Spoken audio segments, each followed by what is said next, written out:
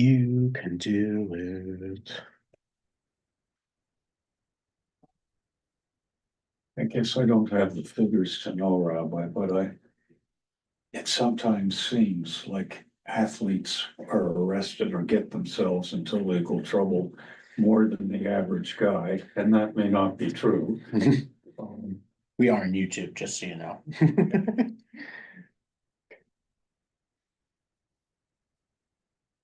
I've wondered if that's um,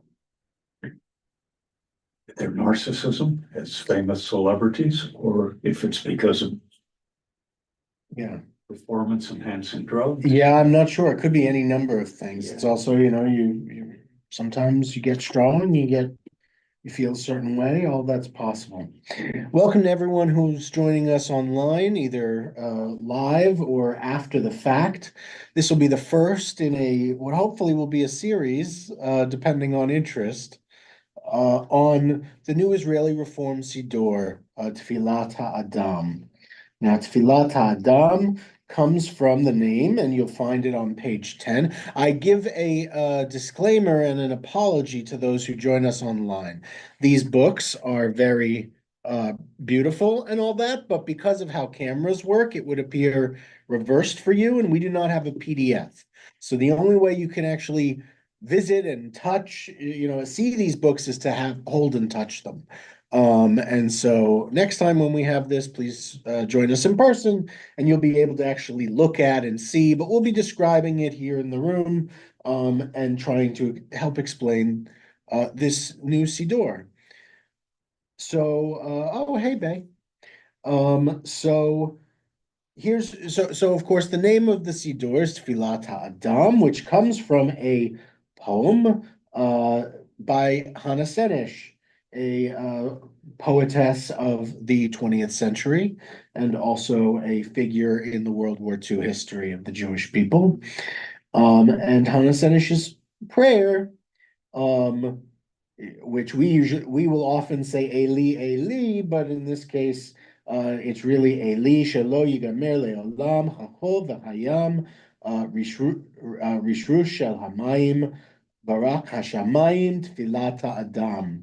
So it's a take on the things that are limitless. Hannah Senesh prays that certain things never end: the sand and the sea, the rush of the waters, the crash of the heavens, and Tfilat Adam, the prayer of the human heart. And so that is where we get Tfilat Adam. It's in a way a take on Tfilat Shebalev, which you'll often see and was the last name of the Reformed prayer book. And so, we want to do that. Hey, oh, you're good. Come in. Baruch Hashem, it's so wonderful to see you. Here's a prayer book. Come and sit. Tashma, come in here. Okay, so this prayer book is written. I want to start just by saying that, and we're going to go over in the introduction to all of it. Well, let's start there. Those of us here will turn to page 10, because like many Siddurim, especially our Siddurim, if you look at Mishkan Tefillah, our current Reform Siddur, there is also explanations at the beginning why things were done in a certain way. Obviously, as a Reform Siddur, there are certain chidushim, certain innovations that we are going to want to. There are certain innovations that we're going to want to feature. Hello, welcome. So for everyone online, just a reminder, we can't share the actual text exactly beyond me showing you a little bit, because those are here in the room. But okay, so on page 10, with fear and trembling mixed with joy and gladness, we present Tfilat Adam, an Israeli Reform Siddur. If you want to understand the Jewish people and to learn about the hopes and sorrows of Jews, open their Siddurim, prayer books. Through the pages, friends, excuse me. Friends in the other room have to be quiet. If you want to, open their Siddurim or their prayer books. Through the pages of the various Siddurim, you will hear echoes of the heartbeats of generations, beliefs and ideas, questions and questioning. Each and every one of the Siddurim, as they appeared throughout the generations, each with their own nusach, or the specific version of the different communities, is a window into the people's soul. This is especially true in the circles of Reform Judaism, whose most refined and authentic expression is found in its Tefilat, prayer, even more so than its theology or halachic, Jewish legal pronouncements.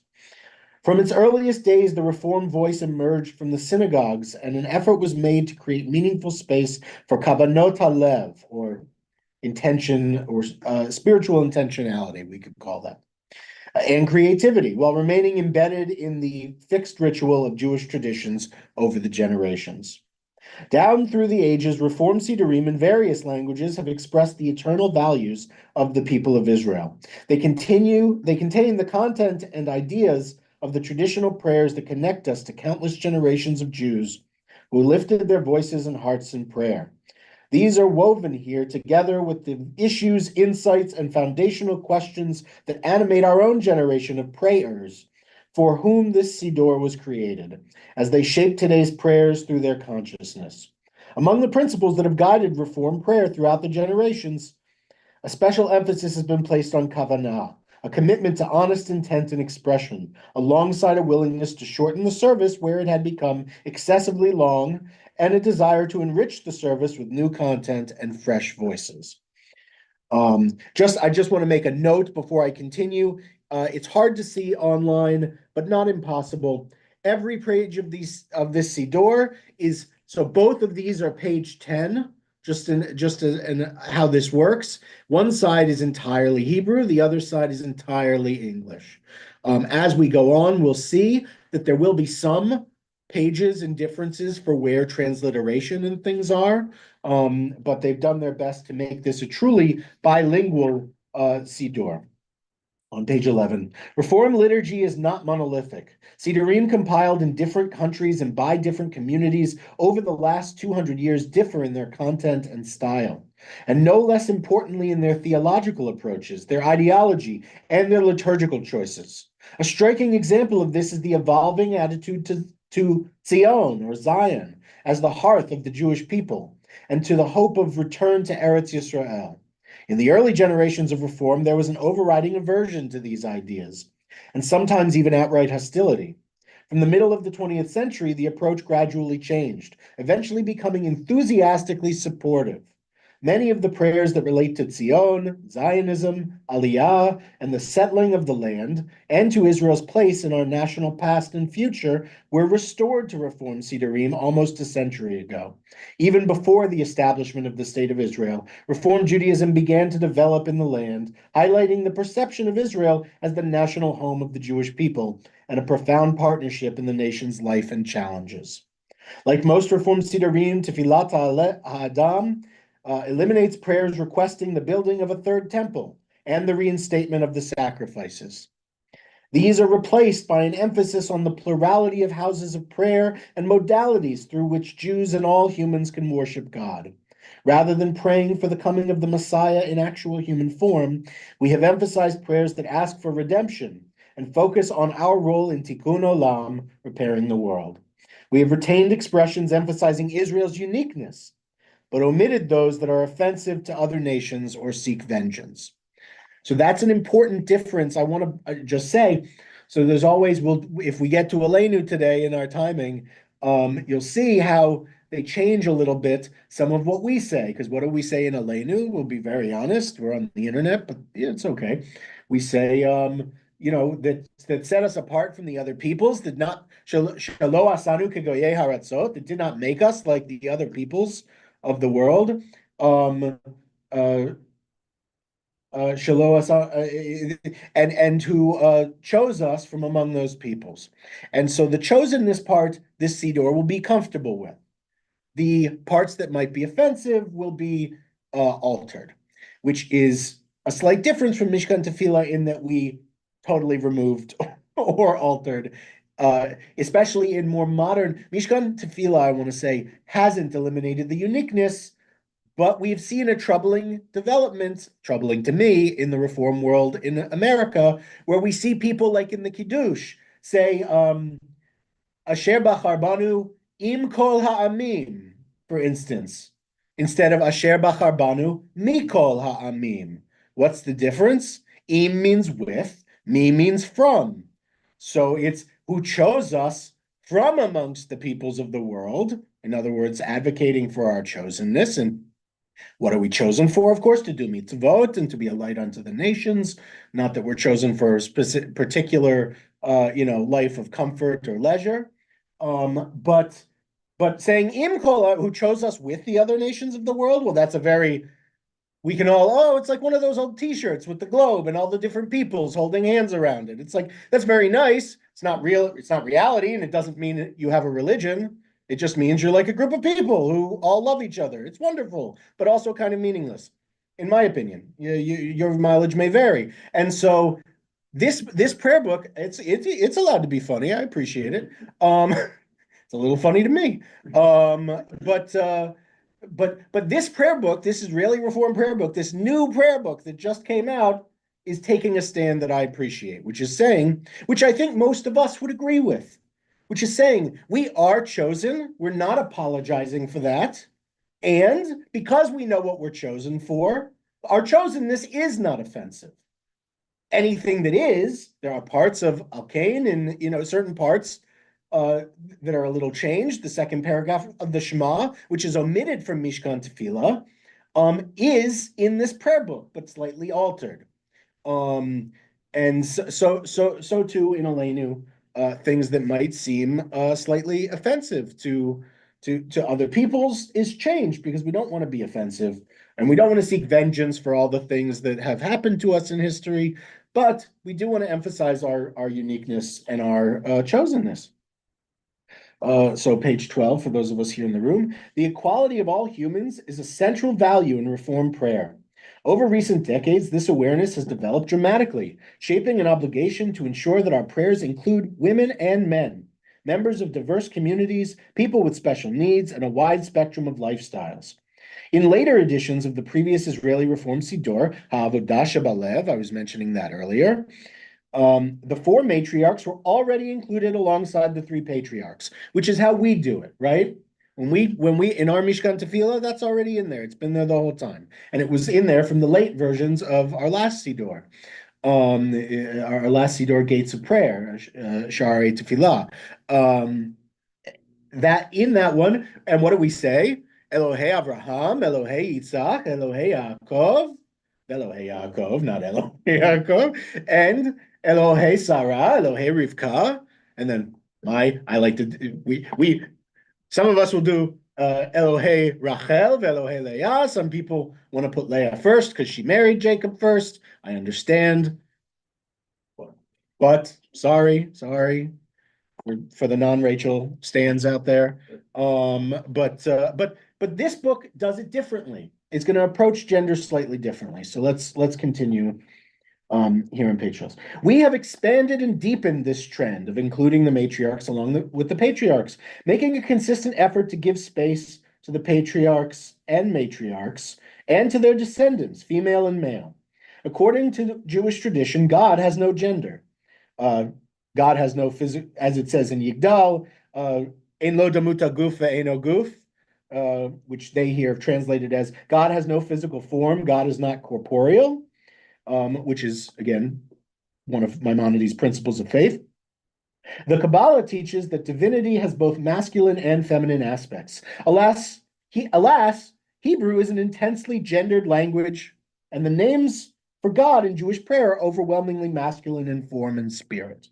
Like Adonai Tzvaot, it may not sound like it's even got a feminine ot in there, but when we think of the God of armies, we don't generally think of that as a feminine aspect of God. Attention often focuses on the desirability of expanding the range of liturgical language and referring to God in more varied ways. In Tefilat Ha'adam, you will find some suggestions for prayers in this spirit. It is the prayers themselves who will chart the course in this respect. As in others, it is still too early to determine what the final outcome will be with regard to God language. Does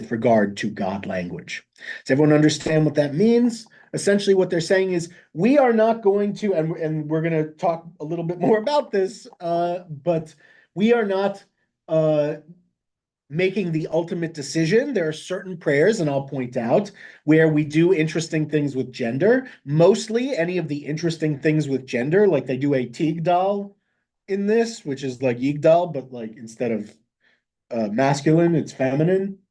Um, but those are in the suggested alternative readings, which will be in blue, not the main liturgy, which is in black.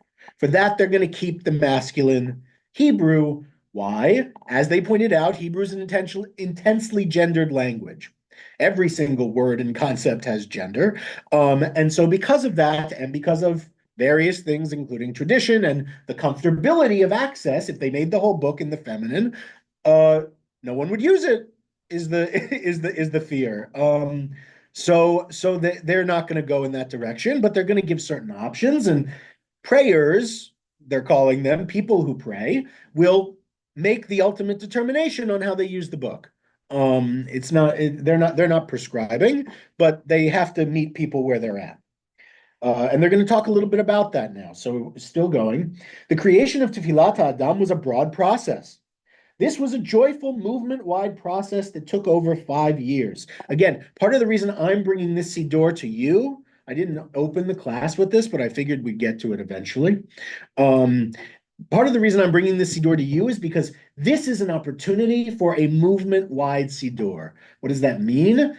Right now, if you're a progressive Jew in Argentina or England or America with Mishkan Tefillah, or Germany or Israel, you had your own Reform prayer book.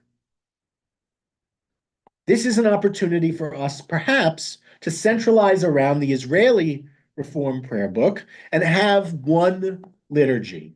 The same way you could go into, not that they're all the same, there are different Orthodox Siddurim, obviously, there are many, but I bet you could go into an Orthodox synagogue in England or America or Argentina or Israel and find a Koran Siddur.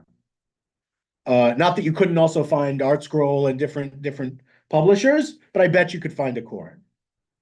And I personally would like us to get to a place where, like, okay, maybe you have Mishkan Tefillah also, but your synagogue should have Tefilat Ha'adam. You should know how to use it because we should have a real movement-wide prayer book. We're not a national North American movement only. And this is one of the big shortcomings of Reform Judaism in America, is that because we're so large, we are a black hole unto ourselves. We don't really deal with the rest of the Jewish world because we're big enough that we don't always need to. But we will need to, first of all, and we should for moral and ethical reasons, for values-based reasons. And so this is possible. So anyway, we'll continue. We tried our best to include as many voices as possible. The Siddur Committee delved deeply into many questions and sought advice and help in each and every issue that arose. When we encountered issues of principle, we brought them before Maram. Maram is the Council of Reform Rabbis in Israel. They're like the CCAR of Israel. So I'm a member of the CCAR as an American Reform Rabbi. If you're an Israeli Reform Rabbi, you're in Maram. We brought it before Maram for extensive discussion to attain as much clarity as possible. Movement biennials, which we used to have, day-long focus study sessions, and other national events enabled us to try out and experiment. They still have biennials in Israel, but to be fair, when your country's the size of New Jersey, it's a little easier to put on a conference than when you have to get Jews from all over North America. But they still do it anyway. Day long, experiment and brainstorm. Many congregations, including our Israeli Reform Youth Movement, Noar Telem, used early drafts of this Siddur in their worship, which anyone who was around in around 2004, 5, 6 remembers the piloting of Mishkan Tefillah, maybe, and it was a lot like that. These members of the movement shared their valuable insights and helped refine the Siddur. Especially precious to us were the discussions with prominent figures in other Jewish streams who agreed to read and respond to the fruits of our labor. A special shout out to the rabbinical students in the Israeli rabbinical program at the Hebrew Union College Jewish Institute of Religion, who made an early draft of Tefilat Adam, their regular Siddur. Their treasured contributions to helping us think through the content and style of the Siddur are invaluable. We thank you all.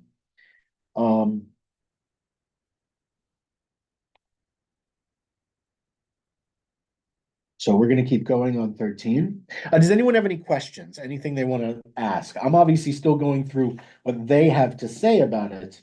But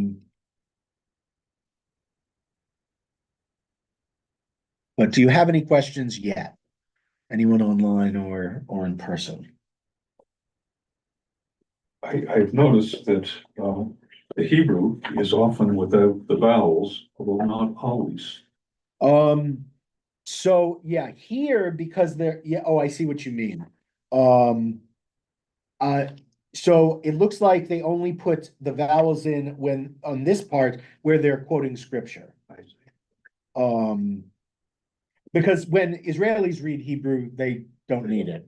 They don't need vowels. So like I can read this, Siddur, Nuati, like so our movement Siddur, like it's just yeah. So for that, they won't generally have vowels, but when we get to the prayer Hebrew, it's all vowel. I mean, this is the introduction. They figure if you're reading this introduction in modern Hebrew, great. If you can't read modern Hebrew, you're going to read the English. Yeah. The good thing about the Siddur again is the English was done by people who are fluent in both languages. So they capture the essence of what's said here. Let's move on. They're going to explain a little bit about creating this prayer book. So on page 13, uh, a few words about the way Tefilat Adam, the Siddur of the Israel Reform Movement, came into being. We have been privileged to witness the growth of the movement and its tremendous diversification over the past decades. In the past, every congregation had its own distinct character, but the spectrum has expanded greatly. The service you find in one congregation differs from what you find in another. Pluralism brings many blessings, and a movement Siddur must reflect the wide variety of practices and trends found in the movement. Unlike a congregational Siddur, a movement Siddur will include things that are not appropriate for every congregation, every rabbi, and every prayer. It is our hope that the variety reflected in this new Siddur will invite everyone to delve deeply, to be enriched, and to appreciate traditions from various congregations. This Siddur strives to be inclusive and diverse. It was important for us to include the voices of Jewish prayers from throughout the generations. We have included prayers from Second Temple literature, from the Cairo Geniza, and from medieval Siddurim. A place of pride was given to contemporary Israeli poems and songs, and to authentic presentations of the Jewish experience of a variety of Jewish ethnic groups and diaspora communities from east to west. This is a traditional and innovative Siddur. And we plowed ahead in two seemingly opposite directions. This is a very traditional Siddur, which I love about it. It includes prayers that were edited out of previous Reform prayer books, such as the various Musaf prayers traditionally recited on Shabbat and festivals, Kiddush Levanah, recited on the first sighting of a new moon, the weekday Tachanun supplications. Tachanun is back. I'll give you just to say something. Isaac Mayer Wise, one of the founders of Reform Judaism in America, put out a prayer book in the 1800s called Mishkan America. Sorry, it wasn't called that. It was called not Mishkan. Um, is that what it's called? No, Minhag America. Sorry, Minhag America. And he was trying to say this is how Jews of America do. Remember that when the Central Conference of American Rabbis and all that Wise was creating was very first brought together, it wasn't yet totally affiliated with Reform. His idea was that it would be everybody. So everybody who did everything would all come together in one thing. And his first prayer book that he proposed for the Reform movement had Tachanun, or supplication, daily apology to God. It's like, why do we only ask for forgiveness on Yom Kippur? Well, we don't. Traditionally we do it most days of the year. It's called Tachanun. It's what you do immediately following as part of your mincha, afternoon prayers. This prayer book brings things like that back, which is great. We want to reach for the entirety of Jewish tradition and not just for smaller things. So yeah, it brings back Kiddush Levanah, weekly Tachanun, weekday Tachanun supplications, and the Psalm of the Day, which is traditionally recited as part of your prayers during the day, during the morning service, you would say the Psalm of the day when not Shabbat. Well, most Reformed prayer books don't have it because they're not really concerned with what you're gonna pray on Tuesday. Even though we have weekday services in Mishkan Tefilah, they don't assume you're gonna be doing a Tuesday service every week. This prayer book is made for you, even if you pray every day, even if you're a Jew who prays every day, which I love as a Jew who prays every day. At the same time, the Siddur is innovative and creative, including many prayers and piyutim, liturgical poems, that reflect the zeitgeist in adopting far-reaching changes. Tefilat Adam uses graphics to distinguish between prayers that have been sanctified by tradition and updated by the continuously renewing Reformed tradition, and the poems, piyutim, and additional prayers that we offer prayers as alternatives and for enrichment. The central nusach is printed in a black font. I spoke about this before, while songs, poems, and other editions appear in a smaller blue font. I'll show you what that looks like when we get there. Some of the innovative prayers appear side by side with the traditional prayers, while others appear in separate sections titled Tosefta. If you know about the Tosefta from Talmud and all that, we've been talking about it. Tosefta literally just means additions, but traditionally it's additional rabbinic material. Here we're talking additions for prayer, a collection of prayers, songs, piyutim, and poems that appears at the end of every service. Again, we didn't really have that in Mishkan Tefillah. It was meant to be much simpler, easier navigation. This is more traditional in that it gives you options, and you got to work your way through it. We'll see if people are interested in that here. I know for the Passover Haggadah, I'm simplifying it. We got to take stuff out. I know. I've been told. But for prayers, for services, could we do this? It might be nice to hear something other than standing at the parted shores of history. We still remember what we were taught before ever. You all know that one. I know it too. We know it by heart because there are only two options on that page. And so it's not very diverse. And sometimes I write different stuff, but like the prayer book says, what about when a lay leader's leading? They should have an option that's different. Anyway, so we were guided, we're on page 14 now. We were guided by three criteria for including prayers, kavanot, and new piyutim. One, a high literary standard. Two, a clear representation of belief, ideology, theology. In other words, we're not just putting in poems that make us feel nice, but they have to be directly tied to what we're doing here. And three, the status of the work in the contemporary Israeli experience. So you'll see works that'll say like Rabbi Oded Mazor, 21st century Israel, because he's currently a rabbi at Kol HaNeshama in Jerusalem. And he wrote a piyut for the prayer book. But it's like we're gonna bring in some modern people as well. More than once, we needed to deliberate carefully and exercise our judgment when one of the new creative pieces didn't stand up to those three criteria. It's nice when Reformed Jews are drawing lines. A printed and bound Siddur is, by definition, a conservative text to some degree. Unlike a ma'amad or a cut and paste service, mixing traditional prayers and contemporary songs and poems that's especially popular in our youth movements, or a creative service held for a special occasion or group, our desire here is to shape a sustainable tradition. The burden on the central fixed text is to articulate various issues that might present new liturgical beliefs and ideological horizons. Tefilat Adam strives to offer a broad and rich spectrum that will allow every congregation and individual to choose their own path and to add to it as well. Time will tell if these issues that will perhaps challenge the users of this Siddur will eventually be adopted or abandoned and replaced by other ideas. They're very comfortable and understanding that in reform, like even though it's not going to reflect the most cutting, bleeding edge of everything that happens in reform because we have to centralize around something.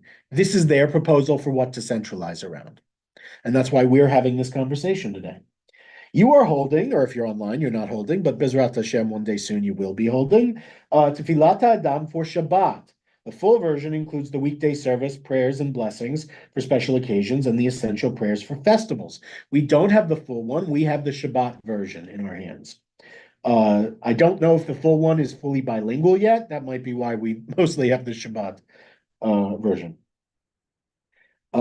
We have kept the instructions and explanations down to a minimum knowing that different congregations have their own traditions. We welcome initiatives of congregations and groups to use Tefilat Adam as a basis for more homegrown versions that will fill their specific needs and be a more exact fit.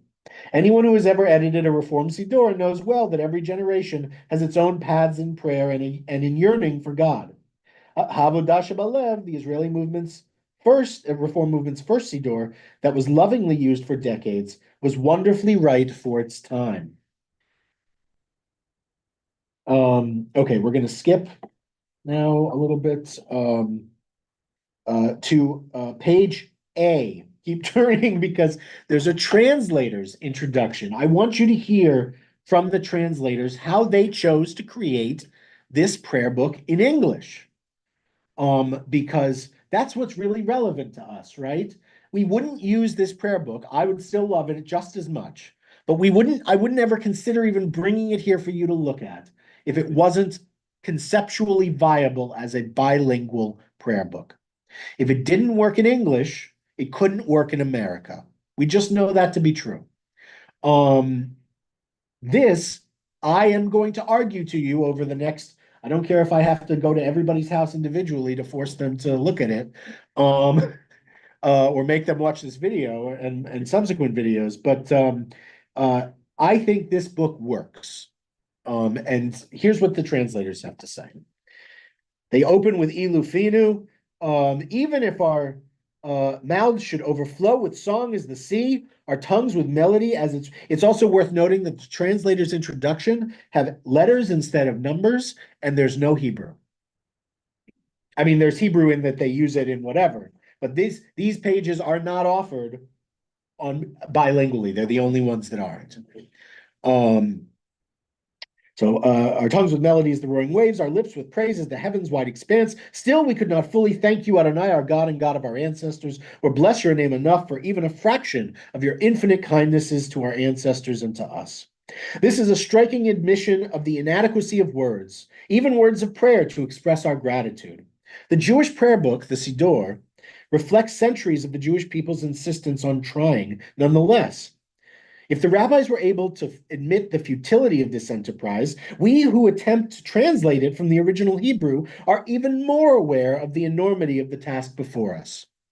Tefilat Adam is a unique and special Siddur. The bilingual edition includes only the Shabbat services. There's your answer before to there's a full version, but we don't have it. The Hebrew edition is a Siddur for the whole year, including weekday services, Shabbat, and holidays, the civil Israeli days of commemoration, and more. It reflects the experience of the Israeli Reform worshiper and invites the wider Hebrew-speaking public to join in that experience. So also it's worth noting, you will find Orthodox Siddurim that are bilingual, but most of them aren't. Most of them are just in Hebrew. And so in order to be in conversation with those people, it actually helps the Israeli Reform movement to have a Siddur, a complete Siddur that's available in Hebrew. One hopes one day they will make a version that is also bilingual, but that will be a different task. It includes the traditional prayers in a black font. These prayers include some universal Reform changes and some specifically Israeli Reform changes, which I hope to point out to you. Alongside the traditional text, you will encounter diverse supplementary materials in a blue font, biblical, rabbinic, medieval, and contemporary Jewish and Israeli sources, meant to enhance our Shabbat and prayer experiences. Many of these additions reflect voices not always heard in Reform circles, such as texts from the Sephardic, Middle Eastern, and North African traditions. These texts bring their traditional melodies into Reform Israeli prayer. Tefilat Adam also contains the creative liturgical efforts of contemporary Israeli Reform rabbis. This Siddur is especially rich with modern Hebrew song and poetry. Many of these songs and poems are known to Israelis from childhood or from popular media and were not written as prayers. This Siddur invites you to read and sing them as authentic expressions of contemporary Israeli spirituality. They reflect an ongoing dialogue between the Israeli Reform movement and modern Israeli culture. This is an important note the translator is trying to teach you about Israel, is that if you want to play in Israeli society, if you want to grow Reform, you have to be, it can't be like it was for many decades, Women of the Wall, which I love Women of the Wall, but was mostly Anglo women from America who made Aliyah, who were very interested in their particular thing, which is great. But Israelis weren't represented. And so Israelis, by and large, saw it as a foreign expression of Judaism, not an Israeli expression of Judaism. The Reform movement has learned very deeply from the Women of the Wall. Women of the Wall still exists and is still doing stuff, and it works very closely with Iraq and with Israeli Reform Jews. But the Israeli Reform movement knows it has to also, in addition to all that other stuff, has to be something of its own. So HUC in Israel is now being run by Israelis instead of people from like Britain and Australia and America who made Aliyah. For decades, that's who ran Hebrew Union College in Jerusalem, was people who moved there. Now Israelis run it, Israeli Reform Jews. Dr. Nachman Shai, who's a big Israeli thinker and a winner of many prizes and also former member of the Knesset, he's the dean there now. We have understood finally, and Israeli Reform Jews are who had to teach it to us, unfortunately, that the only way to play in Israel and grow in Israel is to be authentically Israeli. Um, uh, and so the translator is trying to tell you that in a nice way here. It's trying to say, if we're not authentically Israeli, if we appear to be another American import, people will reject us. They'll say that's not traditional. That's something stupid that Americans do. And that's the traditional. I wish they had a better argument against us. They don't. That's just the argument against us in Israel. It's wonderful that they've reached that point. And they're about to say something about that. Does anyone have any questions and things? I don't want this just to be me shouting at you for an hour and a half. But I know we want to get through as much as we can before, yeah. Just one quick question. Yeah, please. Questions are great. Is the Israeli Reform Jewish movement? It's a great question. It's only a couple percent, maybe 6% of Israeli Jews. It's not huge, but it is much bigger than it used to be. It used to be basically non-existent. Yeah. It is growing every year. It's part of why it's so important that you and every other Jew you know that's an American citizen over 18, they're also supposed to be Zionists, or at least agree to the Jerusalem Declaration, vote in the World Zionist Congress election for the Reform slate. Because so much of the money, some of the money comes from these, what we call them, they're called the national institutions in Israel. JNF, the Jewish Agency, and so much of that is tied to the World Zionist Congress. And the reform movement has to do well there to help us keep growing. We also have to, quite frankly, donate money in Israel. If you give the Israel, look, I'd rather you give $50,000 to our synagogue, so it's hard to make this presentation. But if you give $50,000 to the Israeli Reform Movement, that is enough for them to start a synagogue in Israel, an Israeli Reform synagogue. So before people start giving 125 grand for ambulances and stuff, that's also great. I love it. All of it's wonderful and needs to be done. Remember, 50 grand will buy you a synagogue in Israel. Not by you, you don't get to keep it, but you know, they get to start one. Which is Rabbi? great. Yeah. I'm sorry, we have company and I'm just gonna say goodbye, but I'll be Okay. back. So sorry to be rude. No, I- absolutely. I totally understand. And again, this will be available on YouTube, so you can catch anything you miss. This is amazing and I really appreciate it. I'll be back in a minute. Okay, sounds good. So I just want to, part of doing this is to understand why this exists. And part of why it exists is so that the Israeli Reform Movement can be deeper in conversation as authentically with the other Jews in Israel, because they're fighting in Israel and we really need to be supporting them more. That's part of why I want us to think about this Siddur more. Okay, we'll continue. We were called upon to convey this Hebrew dialogue to English-speaking worshipers. This task has presented numerous challenges for translation. We were keenly aware of the tension between a literal translation and a more poetic and creative translation. An overly literal translation could impede the spiritual experience. A translation that was overly creative might fail to express Tefilat Adam's commitment to the traditional formulation of prayers, Matbea Tevilah, So, we want to show that we do prayers like all other Jews, but we want to show that we are, in fact, as a movement, our own people, and we have things going on the same way Sephardic prayers are different traditionally from Ashkenazi. It's not unique for Reform to have slightly different formulations in prayer. This balance was particularly delicate in translating songs and prayers that are meant to be sung and are thus written in rhyme and use subtle wordplay. Here we generally chose to convey the content and provide transliteration. Words that have no single accurate, this is important. Words that have no single accurate translation into English provided another challenge. Any one word would fail to convey all the nuances and subtleties contained in the original Hebrew word, like mitzvot is one. Okay, commandment, sure, but it's mitzvot. We know what that is. For example, rachamim is usually translated as mercy, but it comes from the root resh chet mem, which gives us the word rechem, that means womb. So rachamim is more than mercy. It implies parental nurturing and compassion. So we vary the translation: mercy, compassion, caring, or nurturing. You see how the semantic range here is very, very complicated. We chose to leave some words transliterated and untranslated. In some cases, English-speaking worshipers are familiar with these words, like I said about mitzvot. The Hebrew words within the English translation could serve as gateways into prayer, connecting us with the original text. In addition, we see them as bridges linking the English-speaking worshipers with the Israeli worshipers around them. For example, most English speakers know that shalom means peace, and that it also implies wholeness and well-being. Fiddler on the Roof taught the word that chayim means life. These words and others we generally left transliterated in the translation. I think that's a very brilliant, good move on their part. They're saying, look, some of these are concepts, and you know them.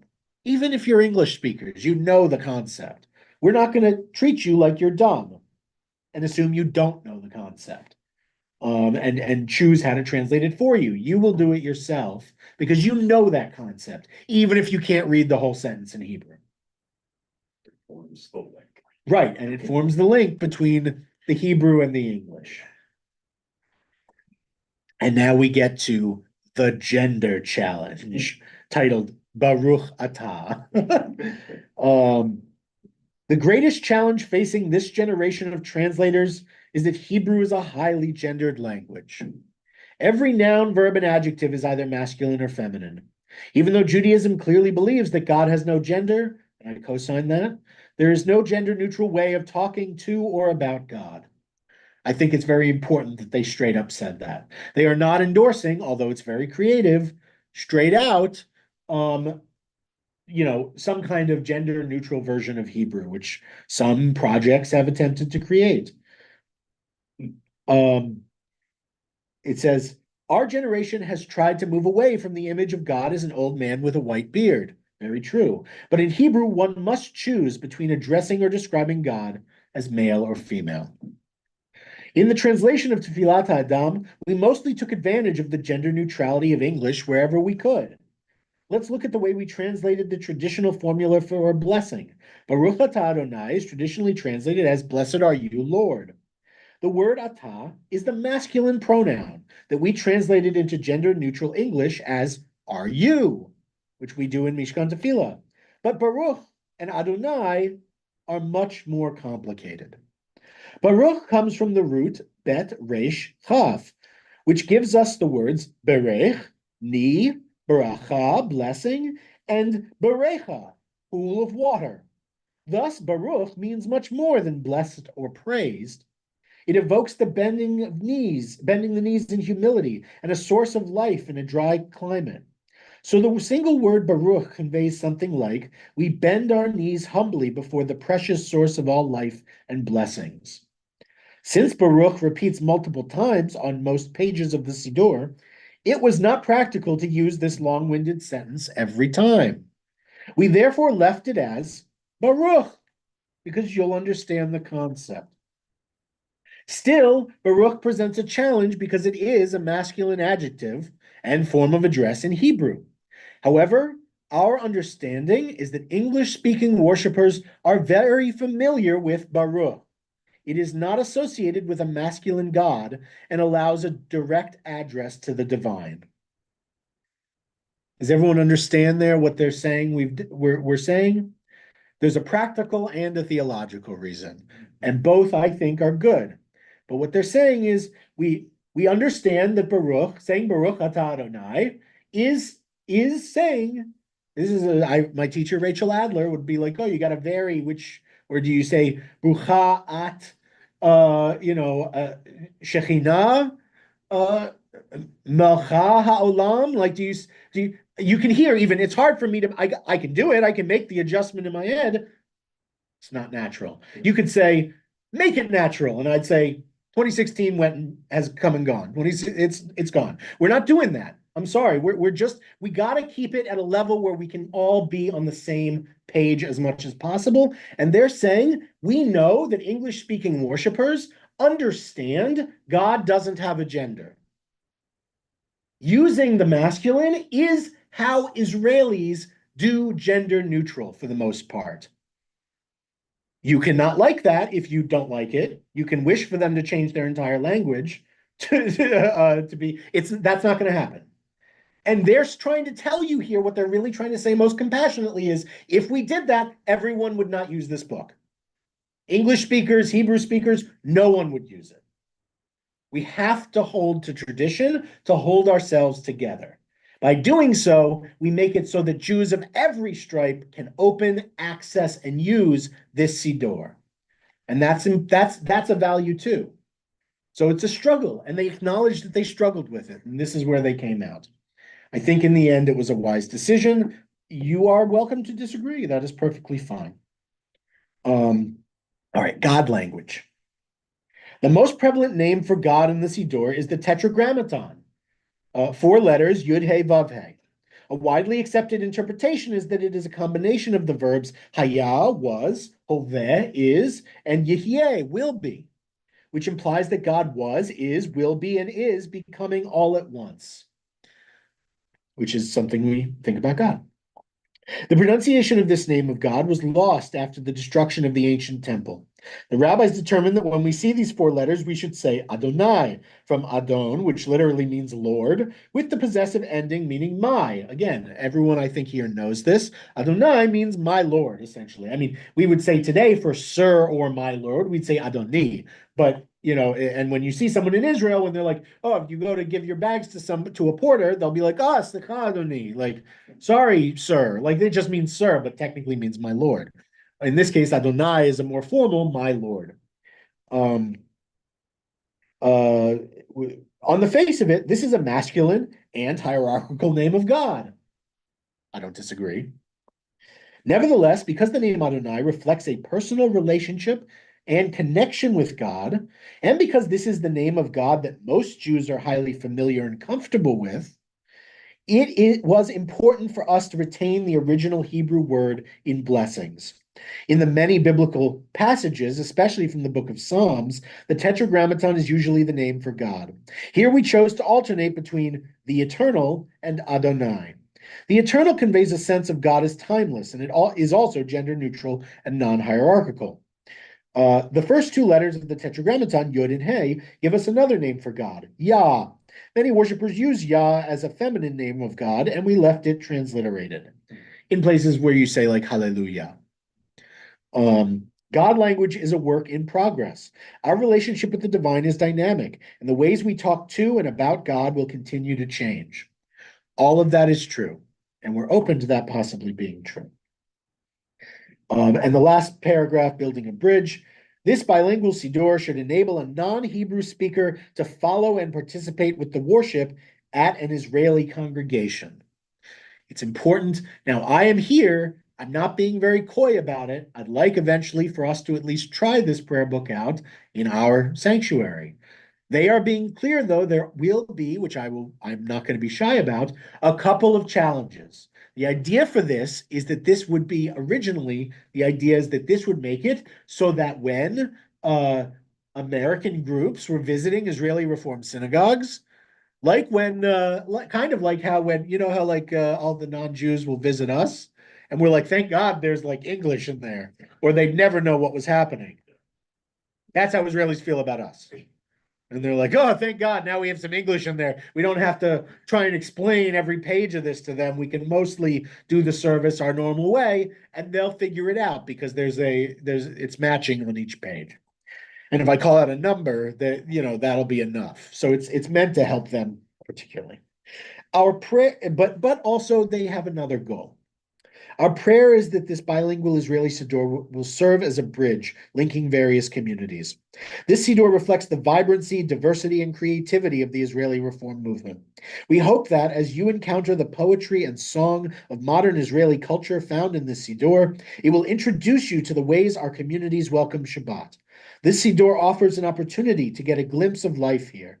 While these poems may be written in Hebrew and rooted in the land of Israel, they are also infused with a universal vision and a love for humanity. These are our shared Jewish values. As you sit in a local Israeli congregation or Topeka, Kansas, may the bilingual Tefilat Adam allow you to experience a shared, heartfelt, and deep prayer. So, that is what these readers wanted us to. That is what these writers of this Siddur especially wanted us to know.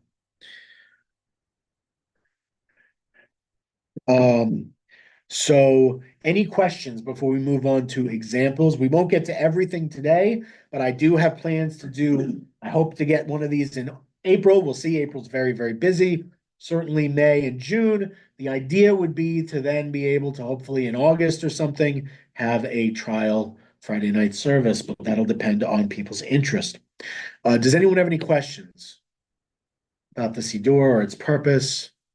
Do you think that this prayer book may be able to aid with Hebrew retention for Reform Jews? Because I think you mentioned that there weren't very many or at all transliterations, and uh, I've heard that from people that who are fluent in Hebrew that they think transliterations harm rather than help the acquisition of Hebrew like fluency. So, You are right.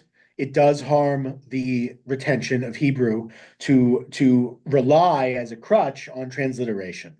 If you rely on transliteration, that's you'll only teach yourself at best decoding, which mhm, won't help you learn Hebrew, but it might help you get a couple. You'll kind of learn that, oh, cha at the end means you. Like you'll get kind of some of those things, but you won't learn Hebrew in any meaningful way. So that question is good to think about. I would say mostly there is transliteration for the stuff we use, which is the only reason I can suggest it here. Because while I would love, and I do hope that this will help people in Hebrew retention, we have an obligation as a synagogue not to place a stumbling block before the community. right, And right. say to them, you have to have a certain level of Hebrew knowledge to worship with us. There are people who will go away, and we don't Hmm. want them to go away. So we have to have the option, but I'm hoping that this has enough tension in it, to your point, to cause a little bit of that. And we'll see that most notably, the most visible place where there isn't transliteration is the Amidah. Mm. Because again, at most Friday night Reform synagogue, there might be in the morning service, in the evening service, there isn't. But at most Reform synagogues in Israel, in the evening service, the Amidah is done silently. So they didn't, again, it reflects how Israeli Reform, so there's translation of the whole Amidah, but not transliteration. Mhm. So we'll look at that more. So let's start on page 159. Don't worry, you don't have to cut all the way to the end. There's a huge gap in numbers because again, we don't have the full Siddur. So when you get to page like 20 something, it'll cut 14, it'll cut immediately. It's only this far in the book, friends. It's only a couple pages. So 159. For those of you online, it looks like this. So you'll see there is transliteration here. I wish I could make this clearer for you. I don't have a PDF. There is transliteration over here, but not of every word on the page. But how do they also interestingly, they open Kabbalat Shabbat with Matovu, which is generally how we open Saturday morning in our Reform synagogues here. But they open with Matovu, and Matovu is um uh is transliterated, but then Shalom Lavo Shabbat is not transliterated, which is a Yemenite piyut. But then they do transliterate Psalm 150. Hallelujah, hallelujah el b'kodsho, hallelujah hu b'kia uzo, hallelujah vigruotav.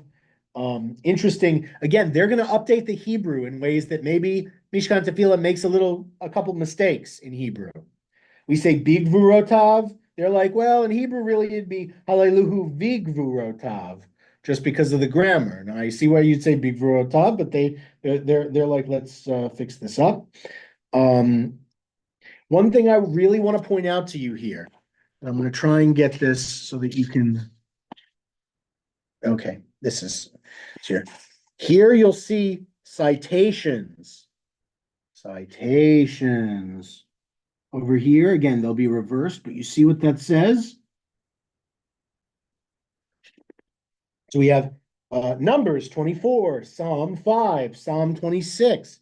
When it's prayers that are made up of different lines from Torah, it gives you, like in traditional Siddurim, the citations of where in those prayers those pieces come from. An important educational piece to understand our liturgy that is available in traditional Siddurim and is not available in Mishkan Tefilah. To simplify Mishkan Tefilah, unfortunately, they made a decision to strongly diminish the citations, literally where things come from. And I think that was a mistake. Yeah. Thoughts? I'm struck by that as we study Talmud together, that as it says, or as is said in here, we have it. I've always wondered, how did they all know that? But it came from their prayer books and their study, I guess. But it makes it easier for us now. Right. Absolutely. There's a whole section for Shir HaShirim with no transliteration, but we don't generally do Shir HaShirim on Friday night in our synagogue, so that wouldn't become a problem. Yedid Nefesh transliterates the first and final verse. You'll see over here. First verse, final verse. It has in Hebrew all the verses, but it only transliterates the first and final verse.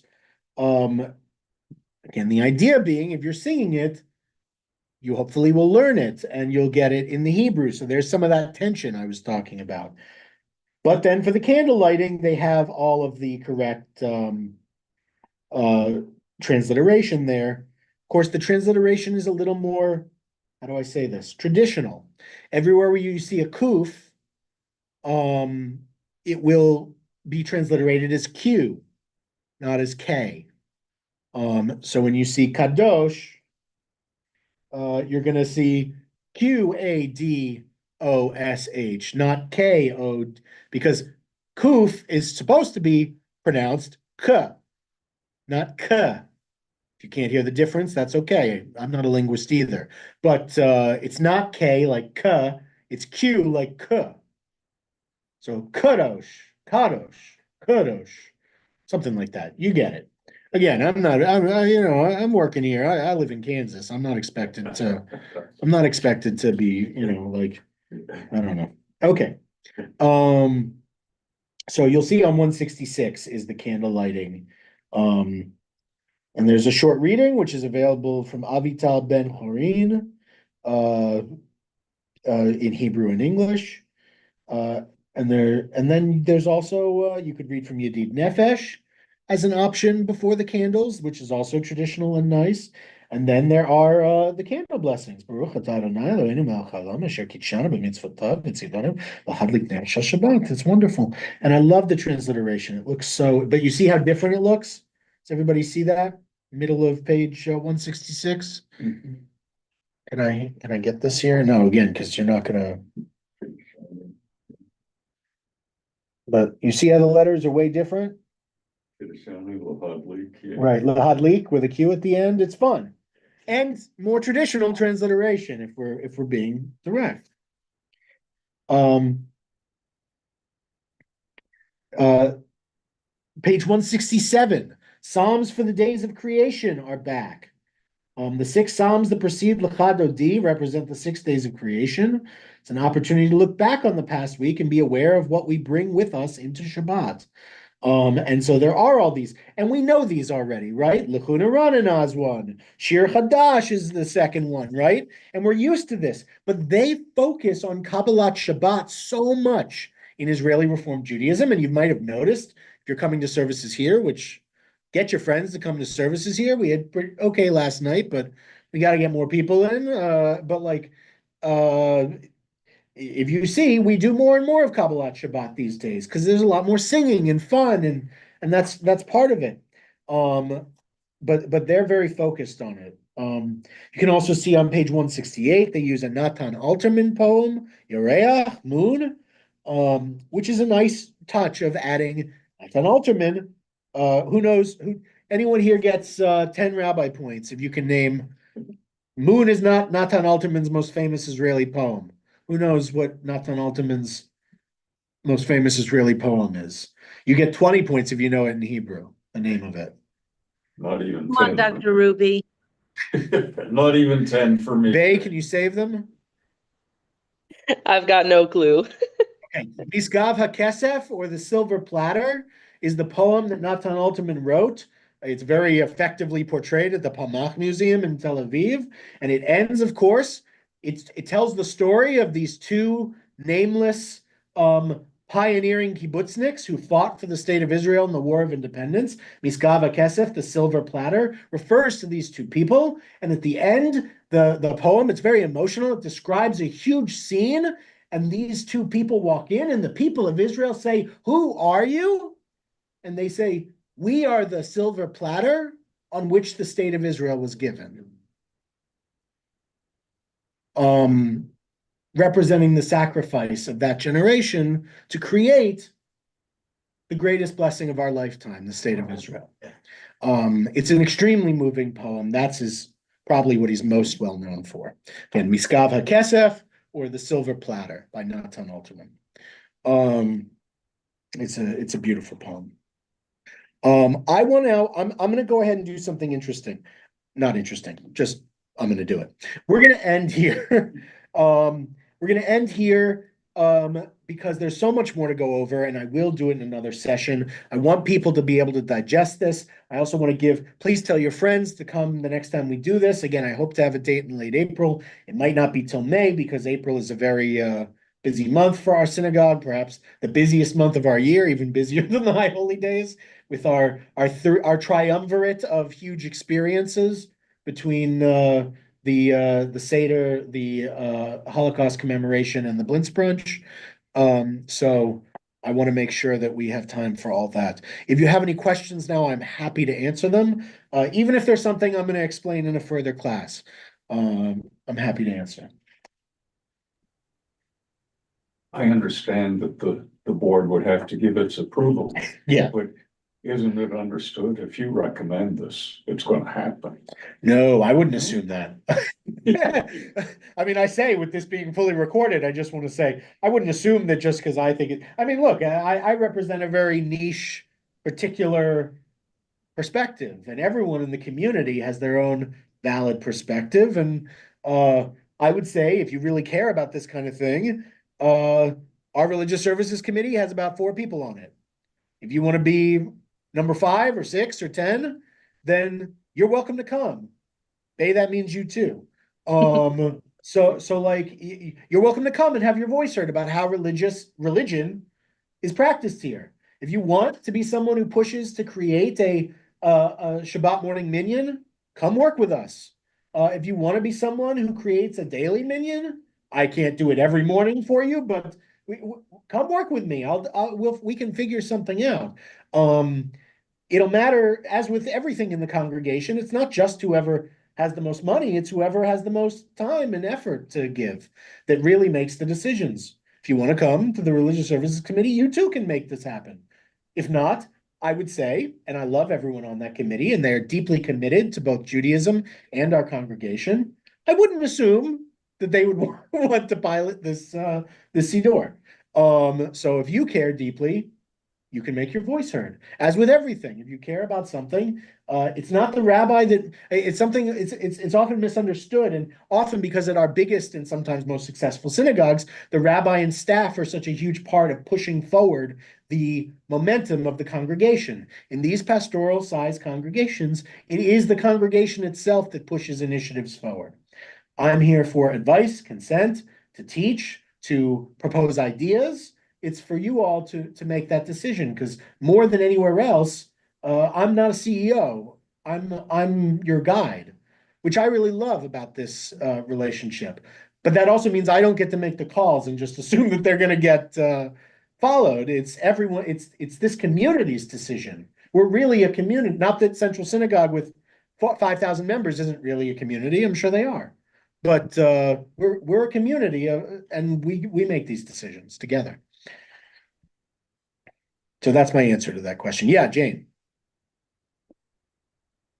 Thank you very much. This was awesome. I'm glad. Please let your friends know that this is on YouTube so that they can join us next time. I very much appreciate you being here on this Shabbos